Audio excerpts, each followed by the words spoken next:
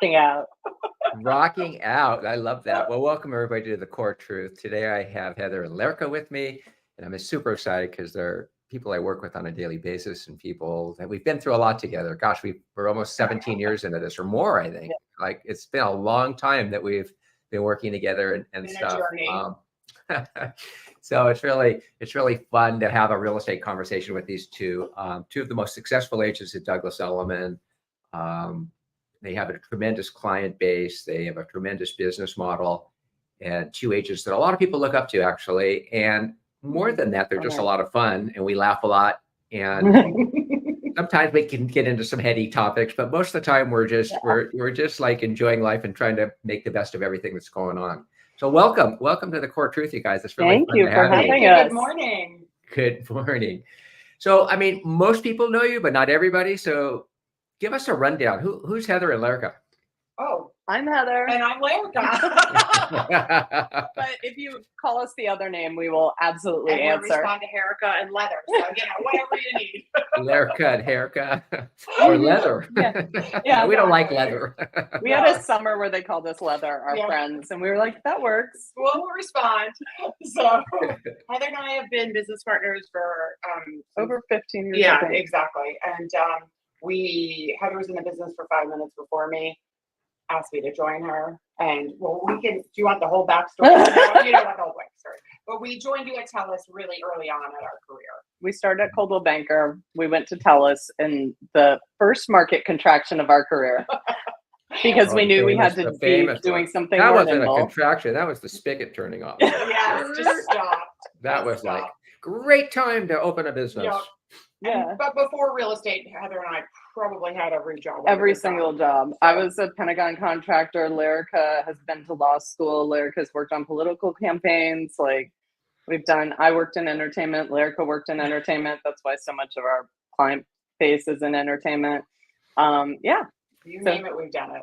Well, you've really expanded from those old Hancock Park days. I mean, you're still very active there, but your business has grown in many directions throughout the city of LA, and you've made contacts internationally. I know you guys were seen riding camels in Dubai, doing deals out there. You're in New York, you're in Aspen, you're all over the place. You do travel around a lot, don't you, to network and be with different agents? Well, I think everybody has a different kind of model for what kind of agent they are and what kind of business. We're very acquisition focused, like in our personal and for our clients. So we like to know what's going on with markets all over the world. Like last week, one of our clients called and was like, we're going to New York for a trip. Like, what do you think? And we're like, we think this would be a great time for you to try to pick up something up in New York. And so we've put that all together and they're under contract. We've shown property in London because people who work there a lot think about having a pivot there. So, and by us traveling a lot, we really do have that true global perspective. It's not just like on our business. Yeah, we've seen property in Morocco. That was crazy. We looked down and I was like, what does 45 mean for Fahrenheit? And she was like, oh my God, it means we need to stop and get water. Get in the car. So, but for us, it's good because everybody knows they can call us about real estate no matter what. And sometimes people call us, often if they're roof leaks, we get calls about anything house related, which is what we want. That's what we. And when people call us about moving, we always go through a thing. We're like, okay, so is this something we're going to hold or something we're going to liquidate? Do we need to liquidate it to get the next thing? Like those are the kind of conversations we're not having. Transaction based at all. No, that's not our business model. It never has been, and it works for us. Yeah. You always said that it was more about the relationship. If it wasn't a deal today, you knew there could be one in the future, but you didn't even base your friendships and relationships on that. It was more about just, right? I mean, there's a very, very altruistic approach to your business. Well, we're nerdy. So we were like, let's learn all the stuff we need to about our business. And then it'll naturally, organically come about of like how we're going to advise people and what. So that's why. That's funny. That reminds me because I always tried to teach you guys, get me a deal. We'll figure out how to do it. Don't figure out how to do it without a deal. That's right. But you were the opposite, which is great. You know what I mean? Because you cared and obviously from your backgrounds were, I think, very, very interested in always doing the right thing and doing it properly and stuff like that. But even the other day, someone said to Learka, why are you looking at this house if you don't have a client? We were like, we haven't been in this neighborhood in a hot minute. We wanted to compare it to something at the same price somewhere else. Like, And then you never know, because you could be at a dinner party a week later and someone asks you about that house. So or that agent could have something interesting to say that we hadn't thought of. Like, it's just being in the flow. How did that agent know you didn't have a client for that property? Oh, they asked. They said, "Who would you need to set up a showing?" Because everyone has a certain Oh, that amount of was energy the right now. listing agent holding it open asked you that question? Yeah. Mhm. Wow, Yeah. that's Oh, we're getting interesting. that question a lot right now, actually. Yeah. Most open houses listing agents are like, kind of like, what's going on? Are you dead? And so there's a little bit of that. I mean, and we have that energy too. Yeah, Like, It's the market. our morning meeting is very different than it was first quarter. Yeah. We're rolling into the Let's fourth talk about quarter. that. We're what are we? October, November, December. We're in the fourth quarter. We're in. Yeah. Yep. We're way in. We're We're in it. 15 days, Here we 17 are. days into the fourth quarter, right? Yeah, it's wild. It is wild. I So kind of felt this year like the third and fourth kind of just rolled right into, like, it There were doesn't. one big blob. I mean, where did this year go, right? I mean, it's like Yeah. with just trying to do deals, trying to keep things moving, and then all the distractions in the world and everything happening. I mean, it really it is a blur. Yeah. A total Sure. blur. Yeah. But when There's isn't a lot it of a blur static. in real estate? I mean, isn't it always a blur? I think in the beginning of our career, we were very surprised when things would change, which is embarrassing now. Like, it's a cyclical job. Like, it's a cyclical market. So our job changes all the time because it's ramping up, it's ramping down. It's like But you figuring out forget what to when do. you're in it. But when you're so busy, you're like, I'm always going to be I'm this always busy. going to be this busy. And when you're So not, as so it's an busy, unpredictable cyclical. Exactly. The cyclical unpredictability is what it is. That's it, because you don't know when the cycles are happening, and you often don't know that the cycle has happened until you're looking back at and it. when we started, they said, like, who's they? You know, we would go to all those workshops and everything, and they'd be like, this is the length, it's 19-year real estate cycle. Like, they had all these things. And then it's like the 19-year is contracted to a 9-year. Like, none of it ended up being true if we look back on our career. Thank you. Like, Yeah. there's no every 5 years we have a shift, or No. 3 But- years on, 4 years off. The fact that famine, people want the to feast. put it into that type of parameter means we're all looking, even though we pick this job, we're all somehow looking for stability, even though our trade-off is that we have Predictability. less of a cap. Yeah. And I think So- that's human nature, right? To want it. Uncertainty is the biggest thing that everybody hates. Everyone wants some level of certainty. And so that kind of is why everybody's a little bit paralyzed right now by a lot of uncertainty in the world. Yeah. If you're looking for certainty, you're going to be looking forever. Yeah. Even our friends that thought they had the most solid salaried jobs are no longer at those jobs. Yeah. Like, it's just, No. there isn't a way to hack life No. being uncertain. The only constant so is interesting, change. right? And once And you can envelop that, you're like so much better off. I mean, people used to work at a company or for businesses for their whole lives. Now they like switch every 3 months. Oh, my grandfather was a gold watch person. He had a gold He watch from was. Ward's. Wow. Ward's is like a hole in the ground about to be apartment building. Let's talk about the fourth quarter. What's your focus? Well, we're very like function focused, like fundamentals focused, like all these things that you don't have time for when you're really ramped up.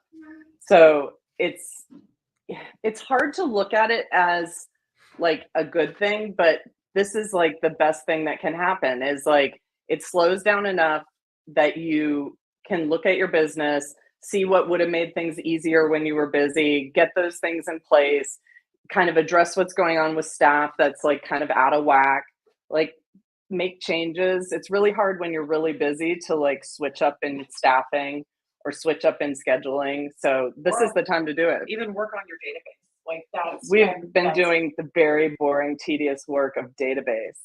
and it's just And Turns out marketing. my airline miles numbers in there more than our clients' names. I know when Heather needs to go on American.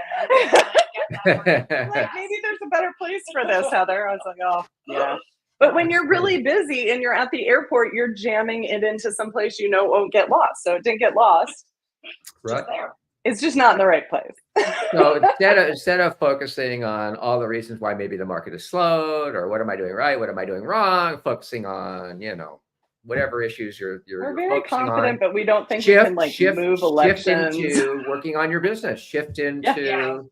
Well, because the only thing that really, I mean, we say this all the time, and so does everybody else, but the only thing with this business is consistency, right? So, like, even if you're slow, you should still be calling your clients, checking in with people. My mom said, "What are you guys doing right now?" And I was like, "Oh my gosh, we have so much. We're doing this," and she's like, "Oh yeah, that's the stuff you're always worried about." I was like, "Oh mom, thanks." Why would she ask you that question? That's so cool. Because she's worried because she sees in the news that there aren't a lot of transactions happening in real estate. Oh, that's so yeah, sweet. all the moms are probably worried right now. So stuck.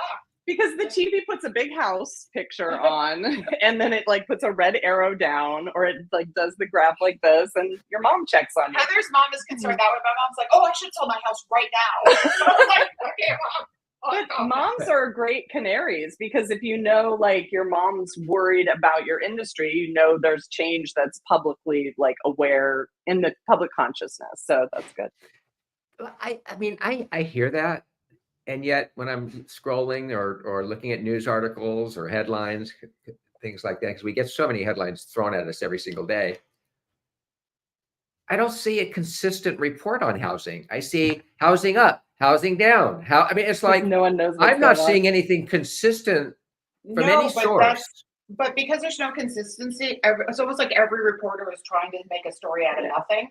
So because of that, there are just a lot of stories and they don't all say the same thing, but there are a ton of stories. For so many reasons, real estate gets clicks and we all need to just remember that's part of our life. And like when we see the things, they're not targeted at us, they're targeted at trying to get eyeballs for different things. And like, gorgeous pools and dramatic, terrible news, like all these things get clicks. So it's a good time to just kind of like, what's going on. You talk to your colleagues that you always talk to. If they're all doing a bunch of transactions and you're not, something's going on. That's actually a really good point. Like Heather and I are never afraid to talk to anybody and everybody. And we talk a lot to our colleagues. And I think that people don't do that. So they get really siloed and isolated and think they're the only ones having whatever is happening. A good year, a bad year, a just like last year, but now you think it's good. And just like last year, now you think it's bad. Like it's very isolating business because, people compete with each other, but there's ways to collaborate on like macro things with our colleagues that we like and have good relationships with.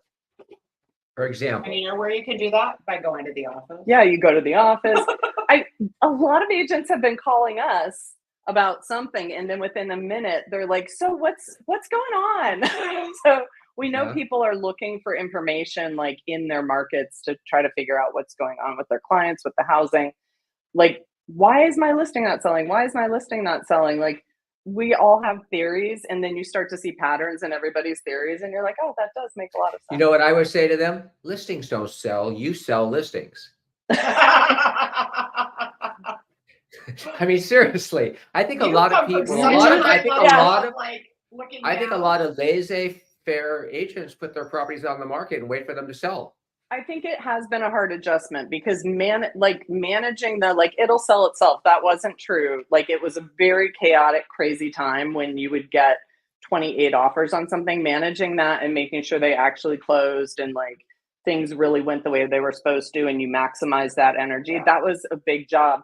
And if you think about that gear shift, like that was a big shift to like come down to like, oh, I need to like look at all the pendings in my market and like figure it out and look at the square footage and the size and like it's back to a little bit more hair splitting versus like wrangling cats, which is a big change. And we were talking to Ernie Carswell yesterday, and he was saying, those contracts the reason a listing contract has 180 days is that's how long it used to take to sell a house. Yeah. And we've just all gotten so used to them selling faster, but it actually takes a minute for people to see houses. Yeah. Well, one hair split or one nuance that I think you guys do really well, and I don't see a lot of agents doing it. I mean, agents typically describe houses by their features or their just the strictest square footage, bedroom count, those kinds of things, location, school district, all important stuff. You got to throw that in there. But I find that you find a lot of times the angle or the nuance or the one thing that makes that listing different from a typical 5-bedroom, 4-bath, for example. Yeah, like And then you were so smart. storytelling. And I want to just add to it, because you can tell me if it relates to when you did your, your drink for each home. You would actually say this house is a mocktail, or this because it has a health and fitness vibe, or this house is it's definitely a dry martini. You know what I mean? It's got the old school vibe or something. I mean, you had a way of relating to the homes in a way that emotionally I'm going to relate to a property and decide if it's the right house for me. And I think that's a big key. Our clients we figured this out pretty early on in our career, that our clients and the people that we are friends with and everybody, that they live in storytelling, they live here in Los Angeles, and they are emotional buyers and sellers. They don't respond to, this has 4 bedrooms, all the boxes are checked, I will move into this house. They want more than that. And so for us, that's been something that we're lucky to figure out really early on in our career. So that's the storytelling of why you would want to live there. It's a big purchase. It's a lot of your money. It's a lot of money you could be doing something else with. So what is it? And that's part of why social media has become so popular. It's like visual storytelling with all those images on Instagram. So, we are able to do that with words and pictures and like presentation. And I think it's nice for people. Like, they're making a big purchase, like give them like the ideas that they're looking for. Like, they don't want to spend millions of dollars on like 4 rooms. They want to spend it on like relaxed lifestyle, or like your life will be easier. We'll say a lot like, this house has no resistance, which I love when we are in a house that has great flow and no resistance. Like, you just can picture like someone's life. They're just like going through their day and they're not like trying to find this and like, because we all have so much resistance. It's nice when you find like somebody who wants that kind of house, and then you find that kind of house. It's nice. Do you think there's a trend in housing right now, like what's popular, or do you think it's becoming almost like music in a sense, where some of the old is coming back, some of the new is being more embraced? I mean, I'm fine. It's interesting because like we watch houses go like when Spanish or Mediterraneans were the hot thing, and then the next thing was mid-centuries were the next hot things, and then the next thing was farmhouses, and the next thing was, and then we got into the stark moderns, and the bird streets were going wild, and all these trends. But when I think about it now, I wonder what the trend is, or I wonder like where it's going. The only thing I think we know for sure is that no one wants antique furniture. So that is something that like that's interesting. Nobody wants antique furniture. That's right. The other day, you can't give it away. It's going to sit at the Rose Bowl swap meet and not trade, isn't it? It's not. I was like, an influencer needs to lacquer this navy blue or marine blue or whatever they call it.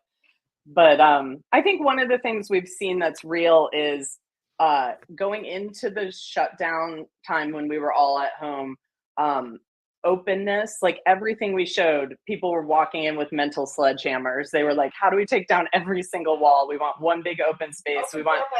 And then when people had to be all together for extended periods, if their house was not like 8,000 square feet, they realized that openness was difficult on a 24/7 basis. So we have seen a movement back towards some compartmentalization. I mean, nobody's building dining rooms per se, but they're building it as a den. Yeah, but there's definitely more like, we need like a separate den. We need a separate this. Like, the office used to be just like, I'll sit with my laptop anywhere. But then now, because people spent months doing calls in their house, they know that they need a place that isn't their like closet.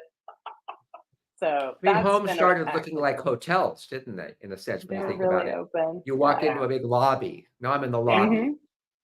Yeah. Where do I check in? And I think I think you're right. Like, it's like, where can I go sit down and read a book and be intimate and maybe even by myself? I need some me time. Yeah. So that's something we've definitely seen.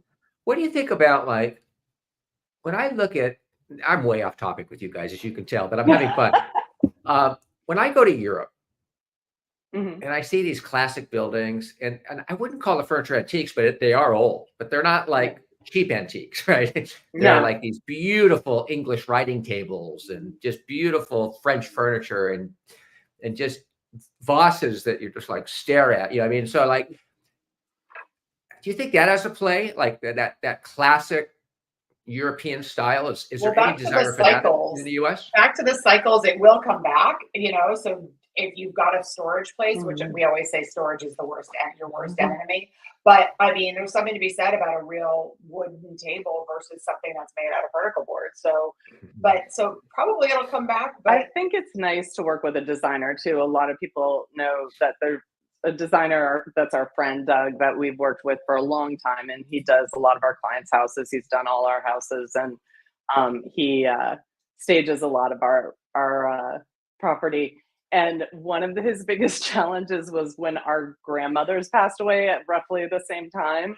We were like, Doug, we want to integrate some of these things into our home. And it was really interesting. Like, they're the things that when people come to our houses, they're like, oh my gosh, like, no I one's like, oh, that frame TV is amazing. Where'd you get that? Like, they're my like, dining room table that seats 12, that basically is yeah. a circle the same size as my dining room. You know, he's like, how am I going to get that in there? I'm like, that's And he your put problem. very cool mod multicolored chairs with her table, like all this stuff. So that's a really fun thing to do if you have that kind of stuff. Like, you don't Yeah, I want think to so turn too. it into your grandparents' house, but like, I Just think a it's been few really pieces nice for like us. that. Yeah, like my favorite table in my house, believe it or not, is a desk that kind of slopes down. You know, it's the one that you can open up like that. And it's just, Yeah. Yeah, you know what I'm talking about? secretary. Has a leather top to it that you write on. The Yeah. leather's kind of cracked and peeling up a little bit. And it's very, very, it's like my favorite piece of furniture. It's very, very cool. And yet, even though it's an antique, I guess, it doesn't have that Rose Bowl antique feel. No. Yeah. Well, that's You know what I because mean? at the Rose Bowl, there would be 17 of those desks next to 28 typewriters. It's not a roll Yeah. up desk. You know, Yeah. like I think those are out for the moment. Yeah. So what is how do we gear up for success? I mean, this is the fourth quarter. This is where you guys, I mean, are famous for getting it on, turning it on, doing We're whatever you doing got to some do really to boring finish stuff. strong, and also to get into the next year with some momentum, right? This is the Yeah. quarter to do it. So what are you doing to gear up for Well, success?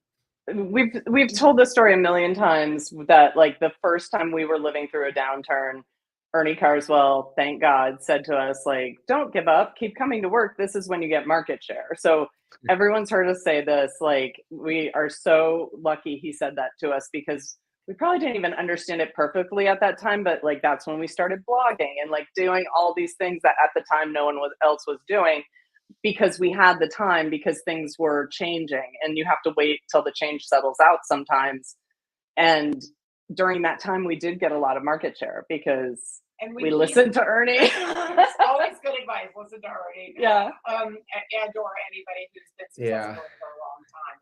It's good to have kind of mentors to be able to look up to. Melissa Alt, Oh, yeah. unflappable. It's because she knows it's going to turn, and she knows her job is to do certain things before it turns. Like, so that's what we're doing. And so for us, it's just, I mean, it's that same consistency that we talk about all the time. It's like you just are continuously reaching out to your database. You're calling people. You're checking in. And then the thing that Heather and I do that's different than I think what a lot of people misunderstand of reaching out is that we are genuinely interested in how people are doing. We actually want to know what they're up to, what their kids are up to, what they're thinking. We don't have any scripts for calling people, because like yesterday we were in the office, and in the morning we'd talk to some agents about like one of the propositions, and then I was like, oh, so and so has income property, do you think they've had time to like figure all that out? So we just called some of our clients that we knew might need a reminder to look at all that, because it was going to impact them. So I know we are very well trained and properly guarded in having political discussions, because the world is divided on politics, and that's the beauty of America, is vote for who you want. You can vote for who you want. That's your legal right. We want that always to be the truth for our country, that you can vote for who you want. But at the same time, like when we have propositions like Proposition 33, which is a great one, which affects our industry, which affects property ownership rights, do we talk about it? Do we not talk about it? What do you guys think? We definitely get it on our clients' radar. Like, we don't tell them what to do as much as tell them to read it. Yeah, like here's some links, here's the information, here's like what it's going to be like in LA versus Santa Monica if this happens, or if this happens. Like, these are the types of things that it's kind of we're responsible to know about. Like, we're not campaigning, we're just like making sure, Exactly. like, if all of a sudden there was a rule that if you had income property, you had to paint it pink, we wouldn't be like, oh, that's kind of political. We better We not tell can't talk anyone. about it, right? Yeah. No. Right. Yeah.